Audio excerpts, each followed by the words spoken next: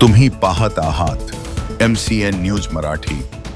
अकोला जिल्ह्यातील बाळापूर तालुक्यातील पारस औष्णिक विद्युत केंद्रातील कथित कोट्यवधी रुपयांच्या आर्थिक व प्रशासकीय गैरव्यवहारांच्या निषेधार्थ श्रीकांत अरविंद पाटील यांनी 22 जुलै 2026 पासून केंद्राच्या मुख्य प्रवेशद्वारासमोर बेमुदत आमरण उपोषण सुरू केले आहे।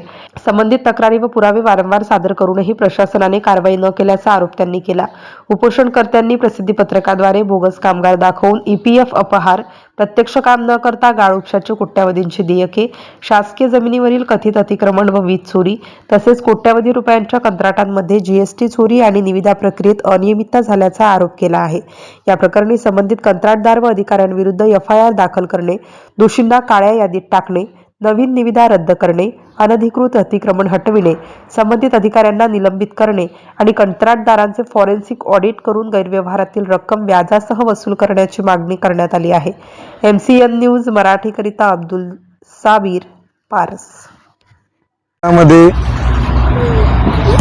मुख्य अभियंता शरद भगत यांच्या वरद हस्ताने मोठा भ्रष्टाचार चालू असून या भ्रष्टाचारामध्ये श्री रेणुका एंटरप्राइजेसचे प्रोपरायटर विशाल मस्के आणि HR मस्के फर्मचे प्रोपरायटर हरीश मस्के सामील असून विशाल मस्के यांनी बोगस कामगार दाखवून लाखो रुपयांचा निधी लाटला।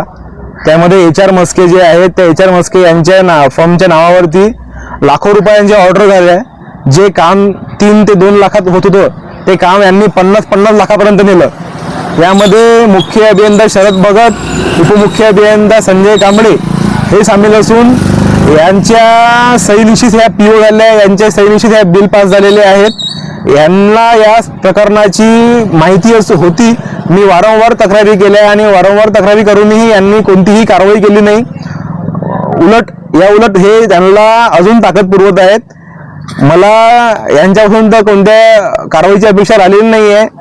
आता जे काही कारवाई करतील ते मुख्य कार्यालय जे HO आहे माजनको मुंबई हे करतील।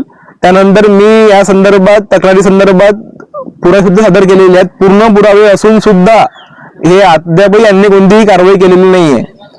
कमीत कमी या उपोषणाद्वारे तरी या मुख्य अभियंता आणि उपमुख्य अभियंता यांना पाझर फुटेल अशी अपेक्षा करतो।